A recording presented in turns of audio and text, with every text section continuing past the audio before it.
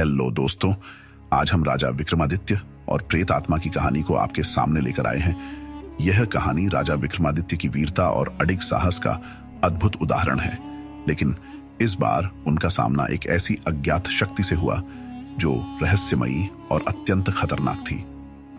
रात के अंधेरे में एक अजीब सा सन्नाटा था।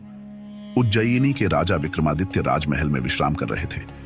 अचानक उनके महल में एक भयभीत सैनिक दौड़ता हुआ आया और राजा को बताया, महाराज, पड़ोसी राज्य में एक भयावह आत्मा ने कहर बरपा रखा है। हर रात लोग गायब हो रहे हैं और अगली सुबह उनकी लाशें मिलती हैं। प्रजा डरी हुई है और पड़ोसी राज्य के राजा ने आपसे सहायता की विनती की है। राजा विक्रमादित्य ने स्थिति की गंभीरता को समझते हुए स्वयं उस राज्य की ओर प्रस्थान करने का निर्णय लिया।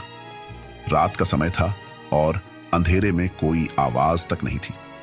रास्ते में विक्रमादित्य एक निर्जन गांव से गुजरे, जहां हर घर के दरवाजे बंद थे और कोई भी बाहर नहीं दिख रहा था। यह गांव अत्यंत डरावना और सुनसान था। राजा ने देखा कि हर घर के बाहर राख से बने हुए अजीबो गरीब निशान बने हुए थे। विक्रमादित्य ने अपने रक्षकों से कहा, यह जगह अवश्य ही किसी रहस्य को छुपाए हुए है। उन्होंने ध्यानपूर्वक निशानों का निरीक्षण किया और समझ गए कि ये निशान किसी तांत्रिक क्रिया का हिस्सा है। राजा ने साहसपूर्वक गांव के अंदर जाने का निश्चय किया। गांव के अंत में एक विशाल जर्जर हवेली थी।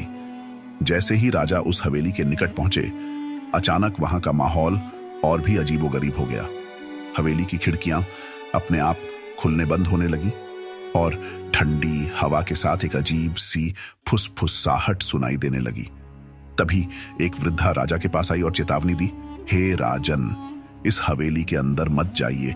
यहां पर एक प्राचीन आत्मा का वास है। वह आत्मा बेहद शक्तिशाली है और उसने आज तक किसी को जीवित नहीं छोड़ा। लेकिन राजा विक्रमादित्य किसी भी रहस्य और खतरे से पीछे हटने वाले नहीं थे। उन्होंने वृद्धा को आश्वस्त किया और हवेली के अंदर कदम रख दिया। हवेली के अंदर हर ओर अंधेरा था। राजा ने अपनी तलवार निकाली और सतर्क होकर आगे बढ़े। अचानक उनके सामने एक परछाई प्रकट हुई। यह कोई साधारण परछाई नहीं थी। यह एक अजीब और डरावना आकार था, जो मानो किसी इंसानी चेहरे को विकृत कर डरावनी शक्ल में बदल चुका था। वह आवाज में बोली, हे राजा विक्रमादित्य, तुम यहां क्यों आए हो? क्या तुम्हें मृत्यु का भय नहीं है? राजा ने निर्भीकता से उत्तर दिया, मैं अपनी प्रजा की रक्षा करने आया हूं और किसी भी खतरे का सामना करने के लिए तैयार हूं। यदि तुम निर्दोषों का जीवन बर्बाद कर रहे हो तो तुम्हें मुझसे होकर गुजरना होगा। अचानक आत्मा ने अपने हाथों से एक अजीब रोशनी निकाली और राजा की ओर फेंकी। विक्रमादित्य तुरंत समझ गए कि यह एक जादुई प्रहार है। उन्होंने अपनी तलवार से उस रोशनी को काट दिया, लेकिन जैसे ही रोशनी टकराई, एक जोरदार विस्फोट हुआ और पूरी हवेली कांप उठी।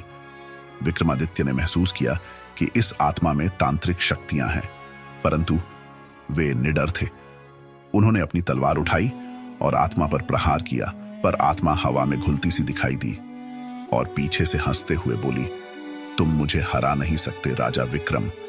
मैं काल के साथ बंधी एक प्राचीन आत्मा हूं।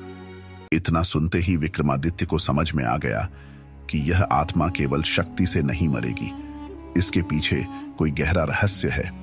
तभी उन्होंने देखा कि हवेली के एक कमरे में एक पुराना पीतल का घड़ा रखा हुआ है। उस घड़े पर तांत्रिक प्रतीक अंकित थे। उन्हें आभास हुआ कि आत्मा का बल शायद इस घड़े में बंद है। राजा ने जल्दी से घड़े को उठाया और उसे अपनी तलवार से तोड़ दिया। जैसे ही घड़ा टूटा, आत्मा ने दर्दनाक चीख निकाली और उसके शरीर में झटके आने लगे। आत्मा चिल्लाई, तुमने मेरी शक्ति का स्रोत नष्ट कर दिया है राजा विक्रमादित्य। अब मेरी मुक्ति का समय आ गया है। इतना कहते ही आत्मा धुएं में बदलकर हवेली से बाहर निकल गई और देखते ही देखते हवा में विलीन हो गई। आत्मा का अंत होते ही हवेली में फैला सन्नाटा गायब हो गया और चारों ओर रोशनी फैल गई। विक्रमादित्य ने गांव के लोगों को इसकी सूचना दी और अगले दिन उन्हें राज्य में सम्मान पूर्वक वापस लाया गया।